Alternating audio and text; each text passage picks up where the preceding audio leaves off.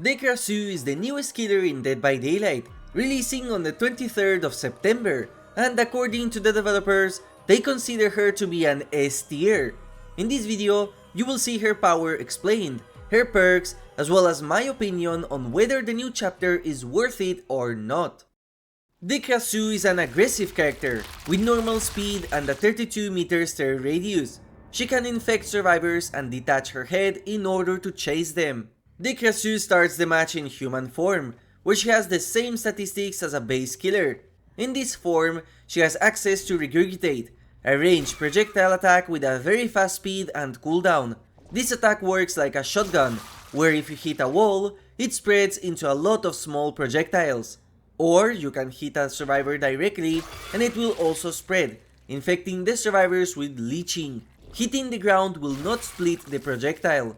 Spitting on a survivor that is already leeched does not progress the effect further. When a survivor is leeched, they will have an infection growing out of them, and after a while, this infection will injure the survivors and cause them the broken status effect. Krasue can also attack leeched survivors with her head form in order to injure or down them. Survivors can remove this infection by finding and eating mushrooms. At the beginning of the match, various mushrooms will spawn randomly in the map, and a new mushroom will spawn anytime Krasue detaches her head. When infected, survivors will see the aura of mushrooms all over the map. Survivors can consume a mushroom while walking in order to start cleansing the infection, which will disappear after some time. However, while in this state, you are still vulnerable to Krasue's attacks. Dropping a mushroom on the ground and going far from it will also destroy it. Krasue can detach her head in order to enter her second form. In this state, she is faster, has a 40 meter stare radius, and can also see in third person. In this form, her basic attack is replaced with Intestinal Whip, a short-range dash attack with a startup delay that will injure leeched survivors. Hitting a healthy survivor will instead slightly infect them, taking up to 3 whips to get them leeched. Krasue's second power is Headlong Flight, where she can fly close to the ground at a very fast speed and total control. During this state, she can completely bypass survivors' collisions. This has a limited duration, after which you have to recharge it partially in order to use it again. You cannot bypass windows or pallets using this power. Krasue can pick up, hook,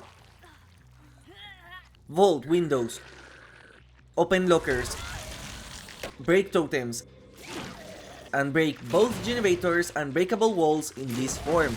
Most importantly, she cannot break pallets, as instead she vaults them at a very fast speed, which can be used as an anti-loop, catching survivors off guard. Her most notable add-ons are Chicken Head, which makes all survivors start leeched at the beginning of the match, Lorenza's Remains, which makes leeched survivors have the blindness effect, and when fully leeched, they are also hindered, and Queen's Scepter, which makes it so that attacking with an Intestinal Whip will cause leeching glands to spatter near a survivor. The game plan of Krasue is to use her head in order to find survivors and travel around the map, and then once you find someone, transform into human form and spit on them until they are infected. Then, detach your head, and you become one of the best chasers in the game, as you can catch up to survivors very fast by using your headlong flight after injuring them. The biggest strength of Krasue is, funnily enough, the only part that is not mentioned on her power, and that is the ability to jump pallets, as it allows you to make some loops that are very strong against other killers into some of the easiest loops, especially if you have Bamboozle, as you can also block windows using your head. Her POV while using Krasue form is also very strong, as it allows you to see survivors like no other killer could before. I think it's very similar to Bat form from Dracula, only this time you can actually see the survivors. So you can do mind games thanks to this information that is not possible to do consistently with killers that play in first person. Think of it like a Krasue version of Chucky Spots. Now, is this killer on the same level as Ghoul, Dracula, or Blight? In my opinion, I don't think she is due to 2 factors. The first one is that her dash power is one of the clunkiest attacks in the game in my opinion, making it very easy to miss. It's complicated to explain how it works just by video, as you have to try it yourself to understand, but imagine a mini Demogorgon dash where you cannot control your momentum once it begins. This makes it very easy for survivors to dodge and also makes her very complicated to use in very short loops, as your dash cannot be controlled once it starts. Her second weakness is based on altruism, as she gets very messed up with body blocks, as you can't do anything to them in head form. If they play it right in a choke point, you are forced to return back to human form, which comes with a very long slowdown penalty. You can attempt to use flight in order to bypass them, but it's not going to work against decent survivors. There is also currently an issue with her, and that is the fact that sometimes as a survivor you can vault back the pallet the killer did. Sometimes this works, other times it doesn't. So I think that either there is a way to do this which will make Krasue into a noob stomper, or the devs will make this not possible so you don't have to worry about it, because this would be a massive nerf to this killer if it can be done consistently. In my opinion, killers like Twins, Singularity and Spirit are stronger. However, she is still very strong regardless. If I had to put her in a tier list as of now, she would be somewhere here.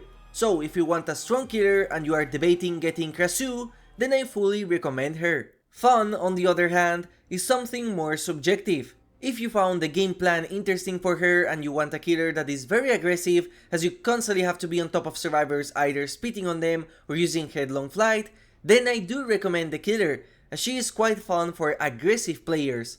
However, in my opinion, she is not that fun compared to other killers. There is nothing unique that this killer does which other killers cannot do, as the pallet vault mechanic reminds me a lot of original Scamper from Chucky, and the spitting mechanic is yet another temporal status effect to inflict damage like Unknown's UVX, RT Swarms, and Nemesis Infections are. To make this a bit more objective, I will showcase what stands out for me and what doesn't. So the positives are that she is indeed very fun to play with. The projectile works in a very unique way and you have to take bounces into account, so hitting survivors with it is very satisfying, and in fact, it has a very big skill ceiling as you need to take the map into account. It reminds me a lot of short-range Unknown bounces. Her mobility feels like the best one in the game. There is no extreme slow turn rate lock like Hillbilly or Blight.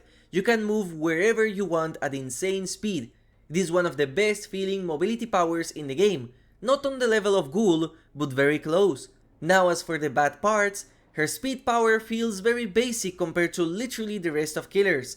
Instead of it being a way to damage survivors or hinder them in some way, all it does is allow you to hit them while using the head. So in other words, after you spit on a survivor, there is no reason to use the power again, and considering how easy it is to get rid of it and how little time survivors lose, there is basically no point in spitting on all survivors as a hit and run killer. The spit feels like a means to access your power, unlike with Unknown where it's your entire power, or Nemesis where it at least slows them down and is limited. It doesn't even reveal or allow you to get snipes like the artist can.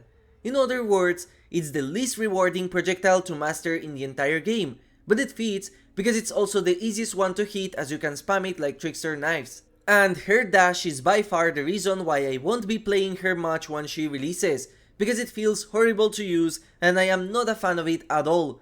I was getting constantly stuck in the PTB against walls I did not want to, and I saw a lot of Krasues having that happen to them too.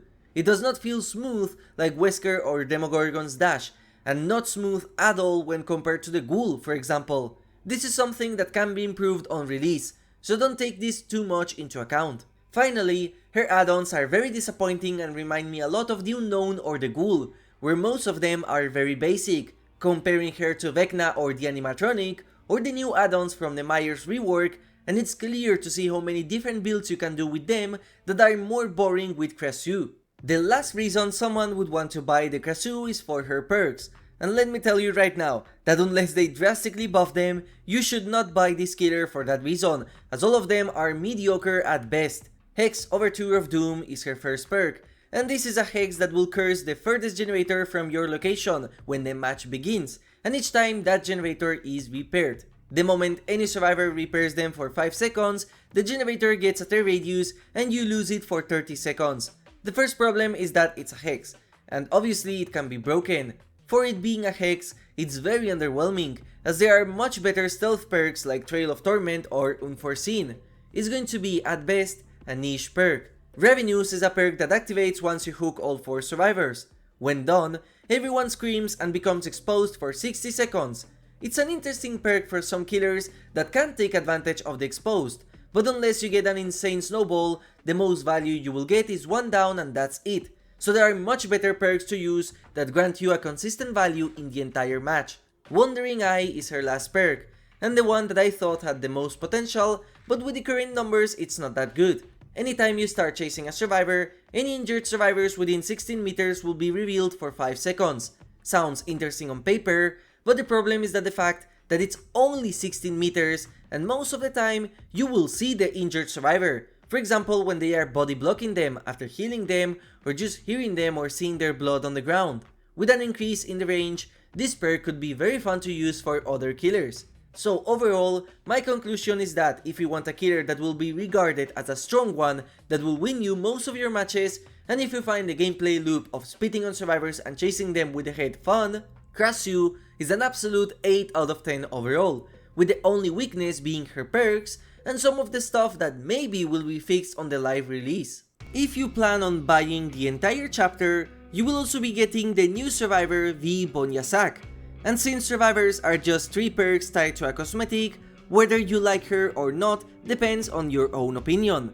In my case, a tattooed woman with a wolf cut is my weakness, so she is by far one of the best survivors the devs have released, and if you look like her, my DMs are open.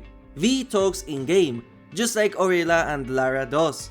Sadly, her perks are not game-changing, with one being very fun, another being potentially problematic, and the last one being absolute trash. Let's start with the candidate for one of the worst perks in the game, Road Life.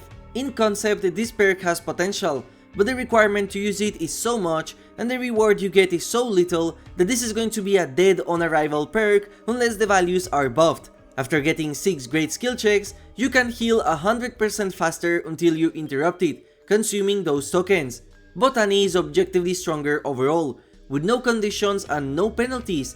There are just so many more better perks that do not have any requirements behind them. If they want people to use this perk, make it so that hitting great skill checks while injured would slowly heal you, up until you get 6, which is when you get a full heal. That way, this would be a gen rush nightmare, and as a killer main, I would 100% complain about it being busted. Talking about gen rushing, let's talk about the new perk survivors will bring to pretend it's a meme perk, when in reality it's actually really strong, and that's 1, 2, 3, 4. A very similar perk to Bardic Inspiration that will grant you more skill checks after you finish your performance. The perk combines insanely well with others that depend on skill checks, like Autodidact for a fast heal build and a Gen Rush build with Hyperfocus Takeout. Unlike Bardic, since it doesn't depend on the role you get, you will have more consistent value as you will get more skill checks overall. This is going to be a problem with 4-mans bringing both this and Bardic Inspiration. And finally, we have Ghost Notes, which is the new perk that works with exhaustion. Anytime you are exhausted, your scratch marks disappear 50% faster and you recover from exhaustion 10% faster too. This will make you a stealth ninja as long as you have something like balance or sprint burst, and when used by a competent survivor, it is actually really good. It's not a bad perk at all, it just requires a build and a playstyle centered around it, just like the previous perk. So overall, V has 2 interesting perks and 1 trash one, especially if you are a fan of stealth or want an insane perk for gen rushing, so you can just wait for them to release in the shrine or buy her with iridescent shards. So, how is this patch rated overall? Considering this is the last patch we are getting until January, I think it's a fantastic chapter, and for sure one of the best, way better than the one from the Houndmaster, as there are barely any bugs, but not on the level of the Unknown, as there is sadly no map. Visually, both the killer and the survivor are amazingly done, with the survivor being the first one since Sable that I am actually hyped to play with. The killer is very strong, and I am excited to see if they are going to do any changes to her on release, as she could be buffed further and become an S tier if they add changes to her like they did to Kaneki. So in my opinion, if you are a person that still cares about Dead by Daylight, I would for sure cop this chapter. Let me know in the comments what you think about this chapter, and a huge thanks to all my YouTube members for making these videos possible and supporting my channel. Thank you for watching, and as always, have a nice day.